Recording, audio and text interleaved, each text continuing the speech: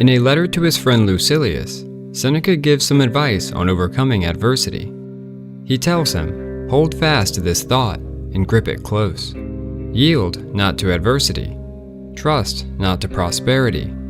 Keep before your eyes the full scope of fortune's power, as if she would surely do whatever is in her power to do. That which has been long expected comes more gently." From our perspective, life is roughly a series of events which carry with them varying degrees of uncertainty.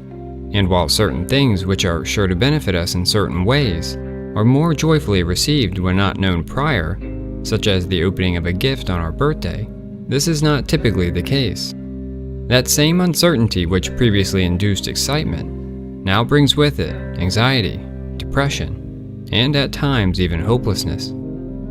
In our everyday life, certainty is generally something which humans seek and find comfort in. I think it more often than not that things such as the assurance of our finances, the health of loved ones, and our own general well-being are all important aspects of our lives which we would prefer certainty. We wish for uncertainty only when that which is set is favorable. When unfavorable, we wish for a more certain prediction so that perhaps we can alter our fortune. But as we all well know, this is a utopian ideal, and fortune is what it is. It does not bend according to our will, and will not reverse course because of our self-importance. It comes in varying forms. One day we get a raise at work. The next, that same raise contributes to the bankruptcy of the company by which we're employed. In the passage stated prior, Seneca is telling Lucilius that fortune rears both its heads to us all, and that the wise man, when experiencing its favorable side, should direct his mind towards this thought, that no man has ever been so far advanced by fortune that she did not threaten him as greatly as she had previously indulged him. I think much of what Seneca is telling his friend is timeless, and when the world seems to be placed precariously atop an active volcano, we can take strength by understanding that fortune favors no individual, and even bad fortune is fickle. Perhaps it will come, perhaps not. In the meantime, it is not, so look forward to better things. This is of course a difficult task, but can be done.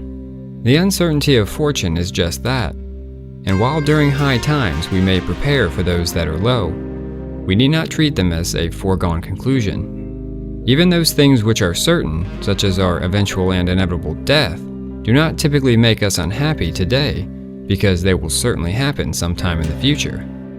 I am convinced that if the inevitability of death and the uncertainty of its date does not make us unhappy in the present, then other things which are far less serious and far less certain to pass need not as well. What I advise you to do is not to be unhappy before the crisis comes, since it may be that the dangers before which you paled as if they were threatening you will never come upon you. It is true that Seneca was the second wealthiest man in Rome for a time, but what is also true is that he went to his unjust death by the capricious hand of Nero, without fear and with a Socratic calm. I will place a few chapters of Seneca's letters from a Stoic on screen, and I hope that you will give them a read.